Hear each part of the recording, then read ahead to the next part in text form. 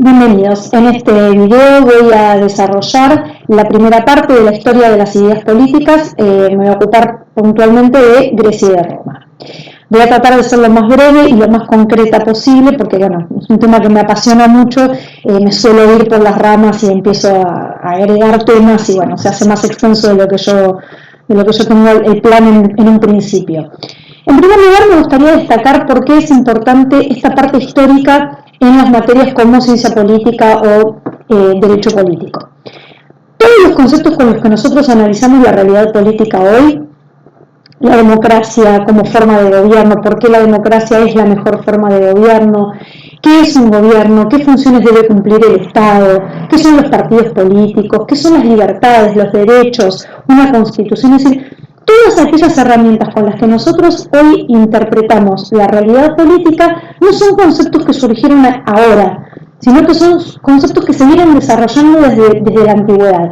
Han ido sufriendo modificaciones, se han ido adaptando a los tiempos, es decir, cada tiempo histórico, cada momento histórico tiene sus particularidades, de acuerdo a lo que sucede en el contexto, es que las personas piensan determinadas cosas o no piensan otras. ¿Sí? Entonces, el pensamiento es particular y muy ejemplificador del momento histórico que se está viviendo. Por eso nosotros hoy pensamos como pensamos por las cosas que suceden hoy en día. ¿Sí? Entonces, entender cómo se han ido encadenando un concepto con otro, cómo un mismo concepto va evolucionando y se va adaptando al momento histórico que vive la humanidad, nos permite ver desde su origen hasta hoy cómo se ha ido desarrollando y evolucionando ese pensamiento para que podamos entender por qué nosotros hoy pensamos lo que pensamos y tenemos los conceptos que tenemos. Este es el primer punto de aclaración por qué es tan importante comprender esta evolución histórica de las ideas políticas. Para ya meternos en el tema, voy a empezar con los griegos. ¿Sí? Los griegos son el primer pueblo de la antigüedad que se ocupa decididamente de pensar y conceptualizar sobre la política.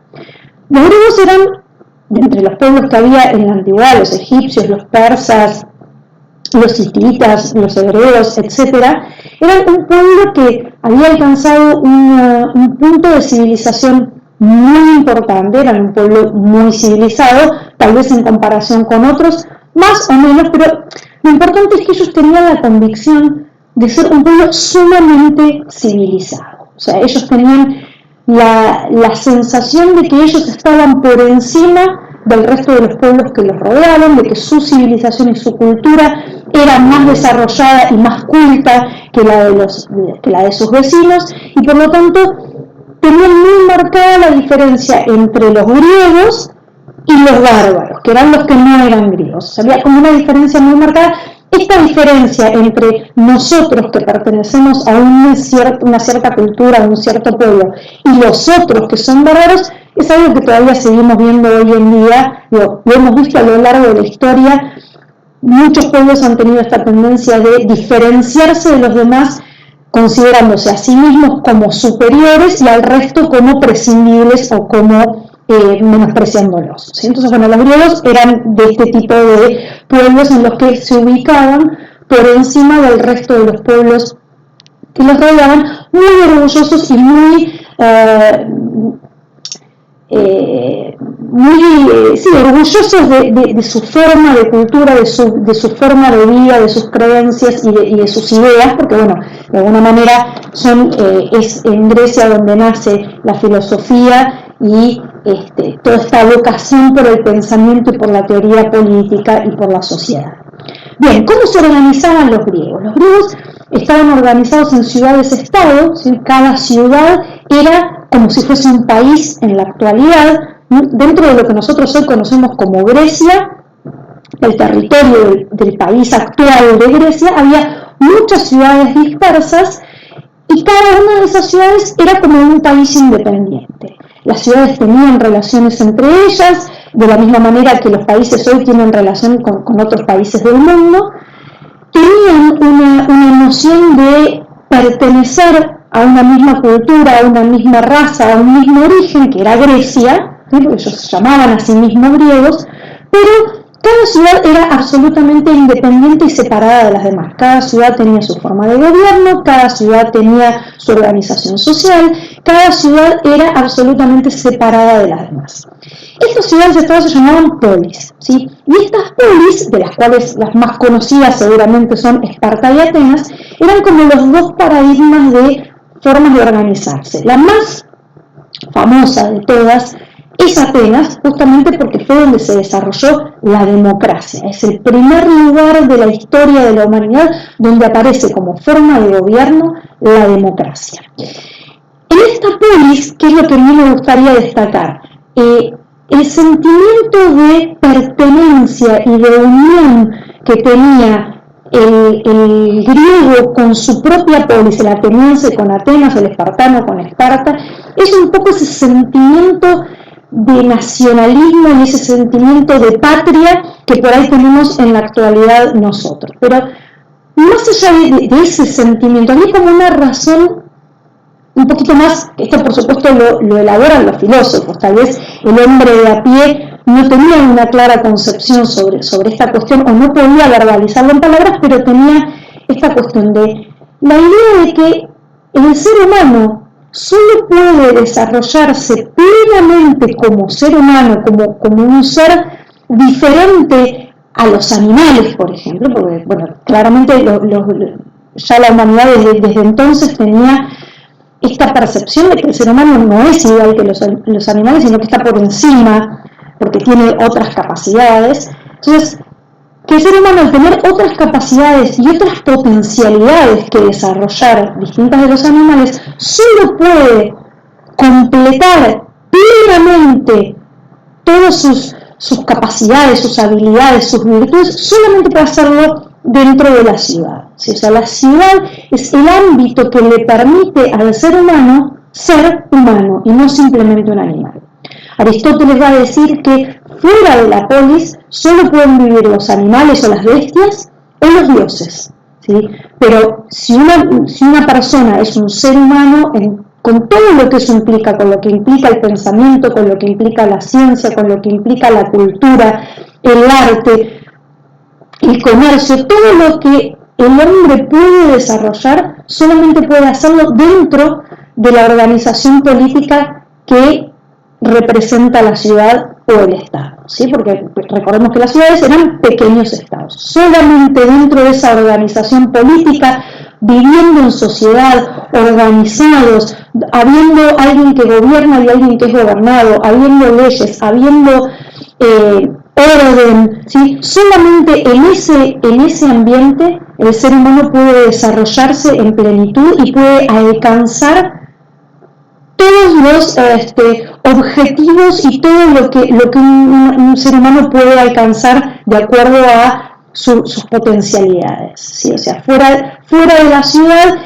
un ser humano estaría preocupándose permanentemente de cómo sobrevivir hasta mañana, de dónde dormir esta noche para no pasar frío, de qué cazar para no morirse de hambre, etc. La ciudad permite, justamente por la organización, permite que el ser humano no solo se ocupe de las cuestiones vitales, sino que se empiece a desarrollar su espíritu, su razón, su mente, su pensamiento, ¿sí? Y que cada vez vaya siendo más perfecto y más civilizado, ¿sí? Entonces, el sentimiento de unión que tenían los griegos con su ciudad era algo muy, pero muy fuerte, independientemente de que cada uno se sintiera atado a su propia ciudad.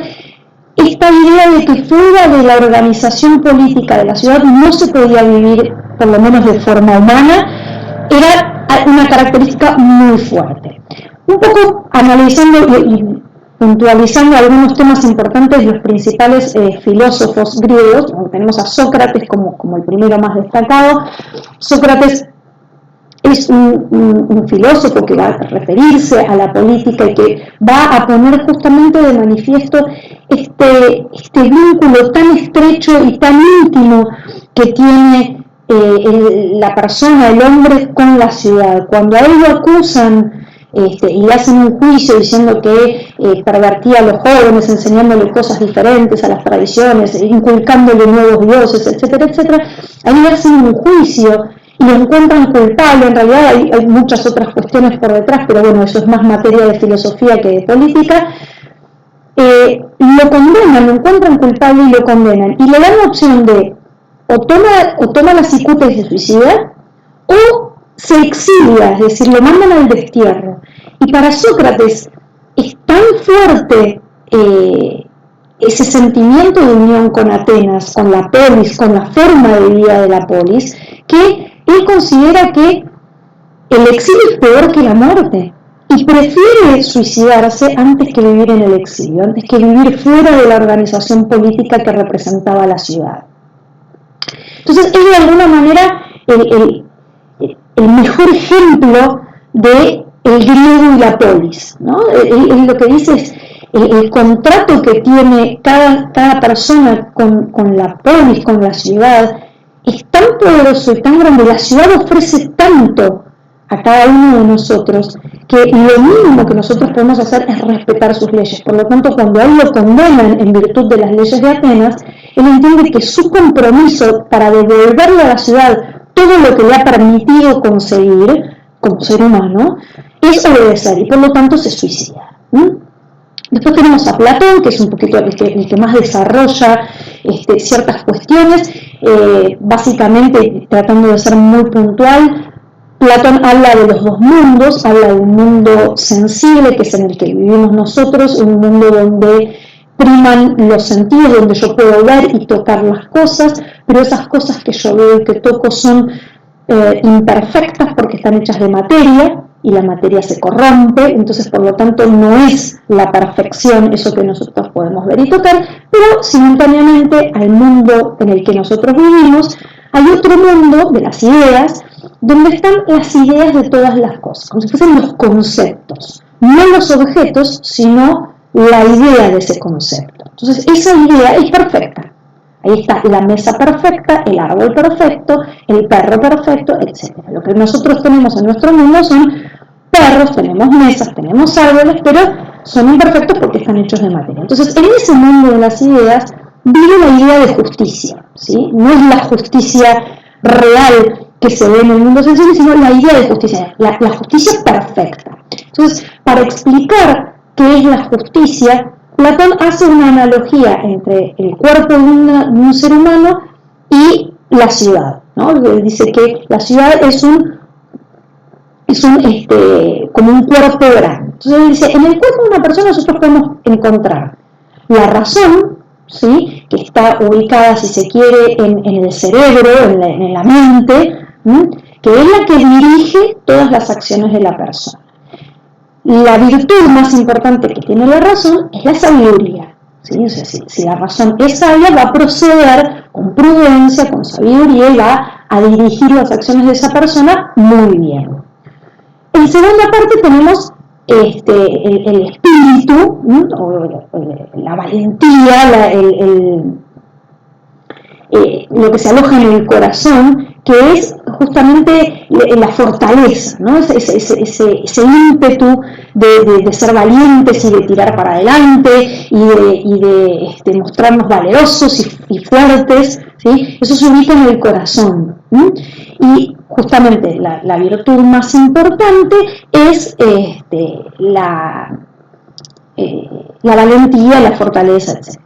Y por último está la parte, digamos, del funcionamiento del cuerpo de la persona, que depende de la alimentación para que el cuerpo funcione, que se ubica en el estómago, ¿no? Esa es la parte que justamente lo que hace es buscar que el cuerpo funcione correctamente, mantenerlo alimentado, mantenerlo saludable, etc. Porque si no, el cuerpo no funciona. Podemos tener una mente brillante, pero si el cuerpo no responde, la cosa no cuaja. Entonces, la principal virtud de esta parte que lo ubica en el estómago es la templanza, ¿no? Entonces, con estas tres partes que él identifica en el cuerpo de una persona, hace una analogía a la ciudad. Y si la ciudad funciona de la misma manera que un cuerpo, hay una clase social que es la que se ocupa de producir el alimento y de alimentar, por decirlo de alguna forma, a toda la ciudad, que son los artesanos, que son los campesinos, que son los comerciantes, son los que producen económicamente lo necesario para que la ciudad funcione y para que todos obtengan alimento, bienes y servicios, ¿no? Esa es la primera clase social.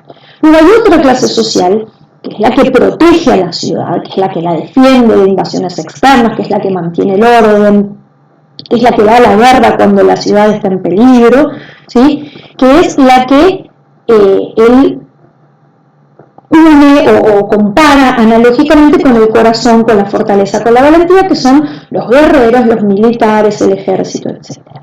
Y por último está la otra clase social, la más importante para Platón, que es la que él relaciona con la mente, con la razón, que es la clase de los filósofos y los sabios.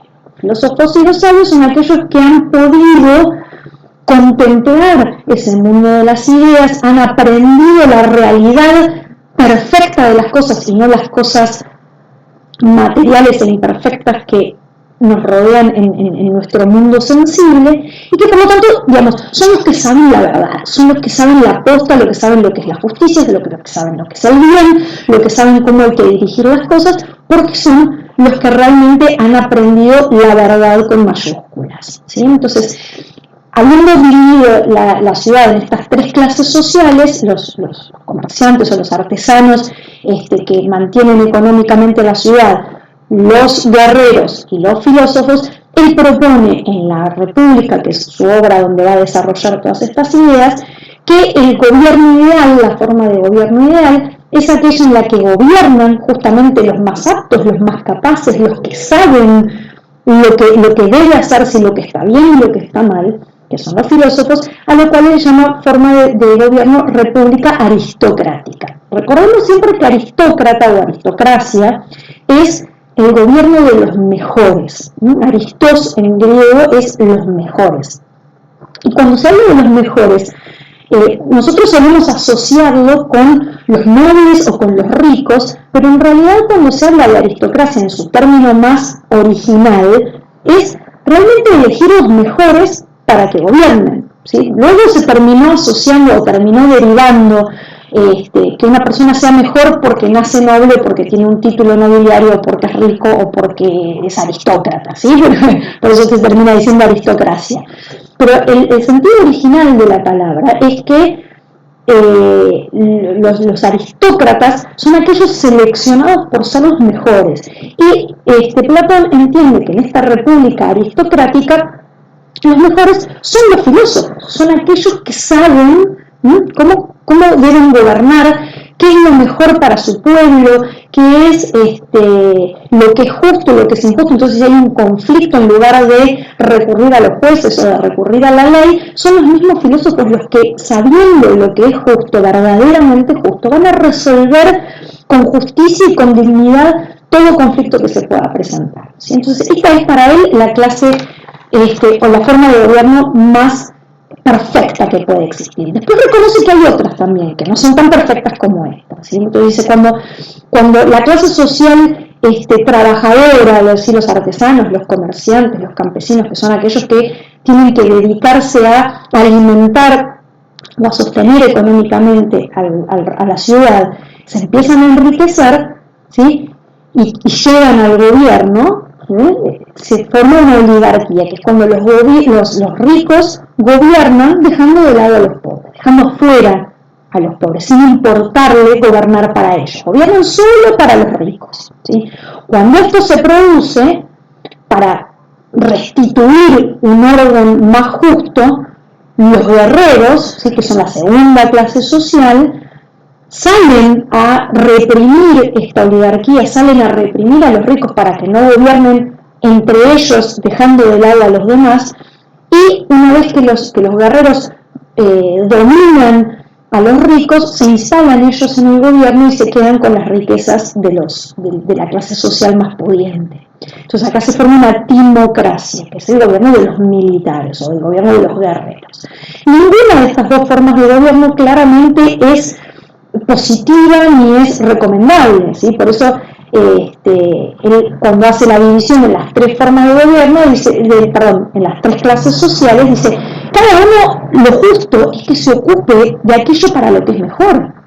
que los campesinos y los comerciantes se ocupen de producir bienes para que todos tengamos lo necesario para vivir, y se ocupen de eso, no pueden ocuparse del gobierno, porque para ocuparse del gobierno deben estar aquellos que están más preparados, que son los que más saben. No tienen que ocuparse el campesino, no tiene que ocuparse el comerciante. Ellos son buenos haciendo otra cosa y que por lo tanto hagan aquello en lo que son buenos y en lo que ayudan al bien común. Lo mismo los guerreros son buenos soldados, son buenos en la guerra, son buenos defendiendo la ciudad, no gobernando, ni produciendo, porque para eso hay otra clase social. Entonces, la justicia para Platón es que cada uno se ocupe de aquello en lo que es bueno y que deje al que es mejor haciendo otra cosa, que haga lo suyo, porque de esa división, de acuerdo a las virtudes de cada cual, se obtiene lo mejor para todos, se obtiene el bien común. Siguiendo entonces con las otras formas de gobierno que Platón reconoce, dijimos la república aristocrática, dijimos la oligarquía, dijimos la timocracia. Ya entrando en las peores, en las que él considera como las peores, está la democracia, que es lo que él llama el gobierno de los pobres, dejando de lado a los ricos, ¿sí? Es cuando los pobres gobiernan en su propio interés y por una ansia excesiva de libertad se descompone el orden de la ciudad porque se instauran demasiadas libertades y demasiados derechos para los pobres. Entonces como que se quiebra ese orden natural que debería existir en la ciudad y todo se transforma en un caos, porque además él entiende que los pobres no están capacitados para gobernar, porque para eso están los filósofos, ¿sí?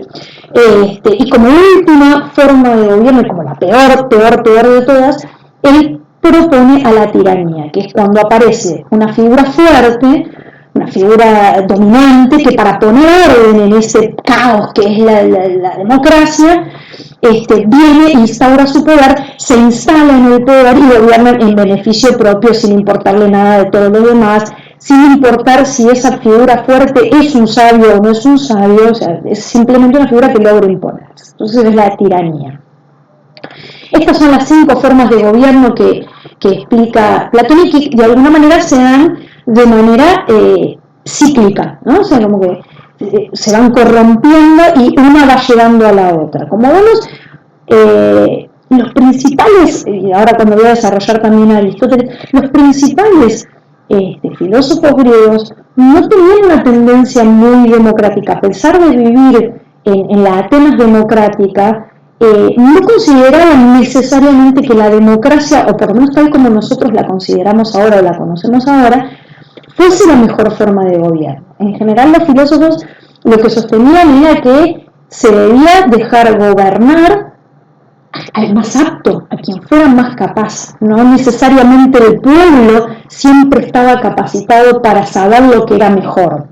¿Sí? O sea, un poco haciendo una analogía con la actualidad, si uno dijera, si yo me tengo que operar de un tumor en el cerebro, preferiría que me opere un neurocirujano, que es el especialista, que es el que más sabe, y no, un traumatólogo, ¿sí? Porque bueno, para eso el otro está mejor preparado para saber lo que hay que hacer, y si surge alguna eventualidad, va a estar preparado y va a ser mucho más capaz de hacerlo que este otro, ¿sí? Entonces, como que esta igualdad necesaria para los griegos no era tan favorable, porque lo mejor era dejar que los mejores, o los más capaces, o los más preparados, gobernaran para todos, en pos del bienestar común, pero que no necesariamente debían incluir a todos los ciudadanos, porque los ciudadanos a veces estaban para ocuparse de otras cosas, un poco como esto que decía Platón de las clases sociales. Luego Aristóteles fue un filósofo que desarrolló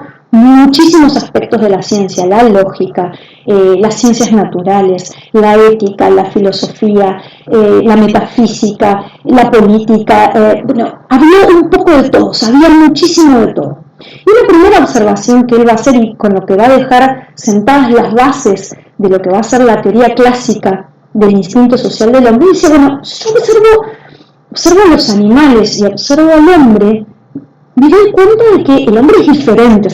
No es ninguna observación grandiosa darse cuenta que el hombre es diferente a los animales. Entonces, lo primero que él percibe cuando trata de diferenciar, bueno, ¿qué es lo que tenemos distinto? ¿En qué somos distintos? Bueno, básicamente, en primer lugar, tenemos el habla, ¿sí? O sea, nosotros podemos hablar, podemos comunicar ideas, ¿sí? Porque digo, los animales también se comunican de algún modo rudimentario, pero la comunicación humana permite comunicar ideas, permite comunicar sentimientos, permite comunicar emociones, permite comunicar cosas mucho más abstractas que tal vez lo que puede comunicar el lenguaje animal que, no sé, informa del peligro o de dónde está el alimento, etc. El ser humano puede comunicar muchísimo más a través del lenguaje. Y además, observando, digamos, el equipamiento físico que trae el ser humano, Aristóteles se da cuenta de que no estamos ni preparados para correr rápido, ni para volar, ni para escaparnos especialmente de nuestros predadores. Nos morimos de frío si no nos abrigamos. Es decir, realmente desde el punto de vista del equipamiento natural estamos en bastante desventaja con respecto del resto de los animales. Y sin embargo, nosotros tenemos el lenguaje y tenemos la razón. Entonces él dice, si naturalmente tenemos estas dos cosas que los demás animales no tienen, para algo deben servir, o sea, para algo las tenemos. ¿No? ¿Cuál puede ser la finalidad por la cual los seres humanos disponemos de la razón y disponemos del lenguaje? Y la conclusión a la que llega Aristóteles, que no va a ser abandonada por muchísimos siglos, es que nacimos para vivir en sociedad.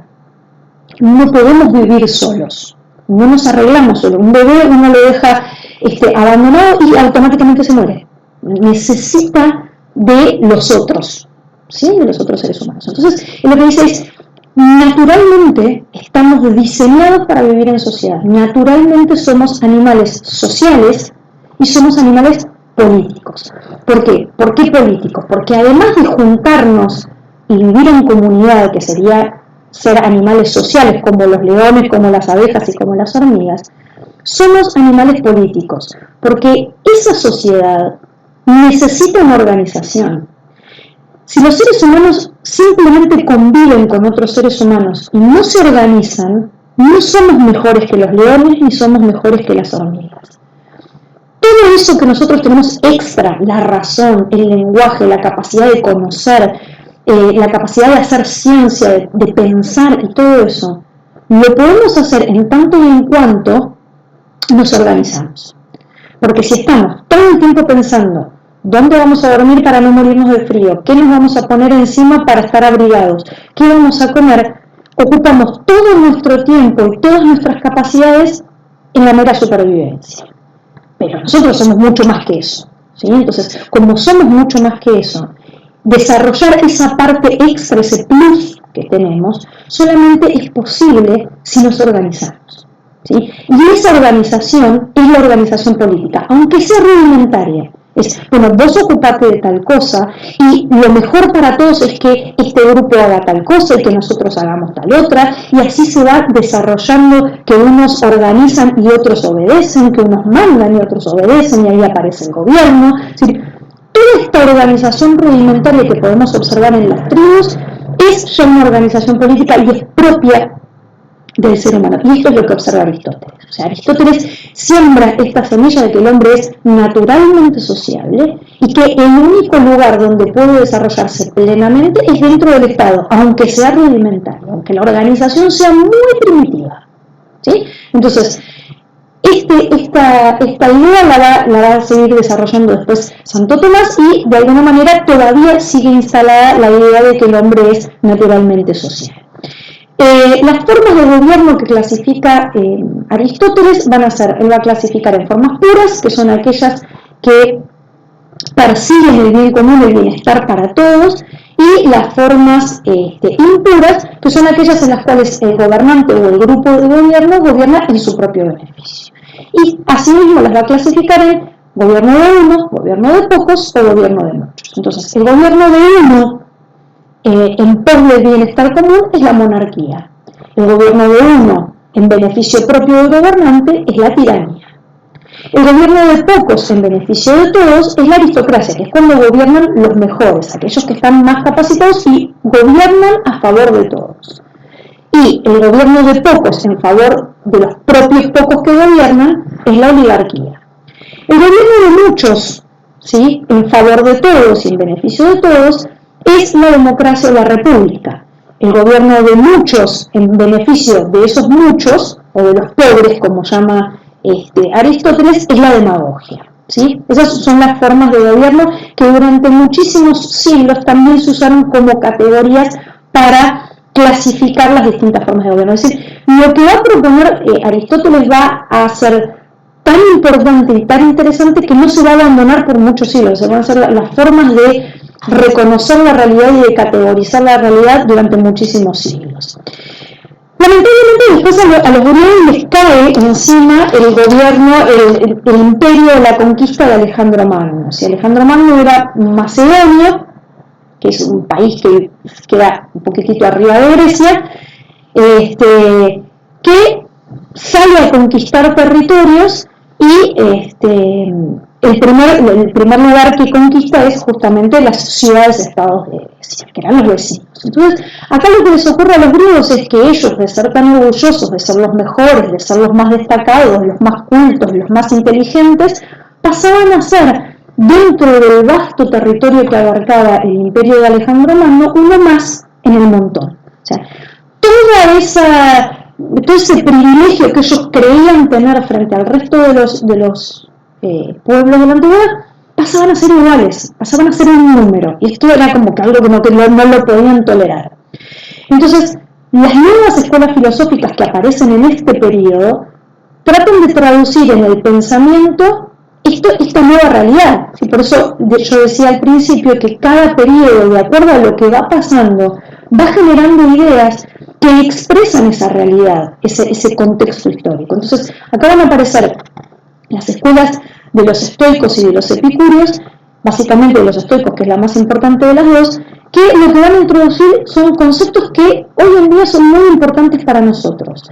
Ideas como la universalidad, ¿sí? Ideas de esto de lo que nosotros hoy llamamos globalización, es un poco esta idea de universalidad que van a traer los estoicos diciendo, bueno, ya no somos una isla de cultura y de civilización entre un mar de barbarie, sino que integramos todos una gran comunidad universal, por decirlo de alguna manera. Van a destacar el individualismo que es propio de la cultura occidental, y otro tema que es muy importante va a ser el de la igualdad. ¿Sí? O sea, cuando ellos se encuentran, desgraciadamente para ellos, igualados a otros que ellos consideraban inferiores, se dan cuenta de que en el fondo todos somos iguales. ¿Sí? Esta idea es la que después va a rescatar el cristianismo para decir todos somos hijos de Dios, todos somos iguales. Entonces, esta igualdad natural, si se quiere biológica, de los seres humanos, ya la traen los estoicos en un momento desgraciado para ellos. O sea, para ellos llegar a estas ideas es realmente una penuria. Para nosotros son conceptos muy positivos y muy fundamentales hoy en día, pero para ellos era producto de una desgracia que les estaba ocurriendo. Es decir, bueno, somos todos iguales, no somos tan mejores como pensábamos.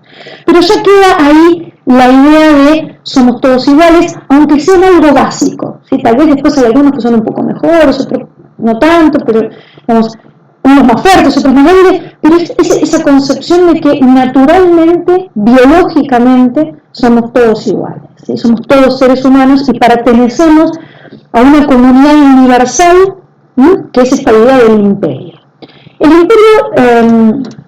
imperio alejandrino, después de la muerte de Alejandro, se va a ir desgranando y va a ir desapareciendo, pero casi simultáneamente le cae a Grecia y a esta idea del imperio Roma en su expansión, que es la otra gran civilización de la antigüedad sobre la que construimos nosotros nuestra identidad como occidentales, ¿no? Como que se superponen y se complementan los griegos y los romanos.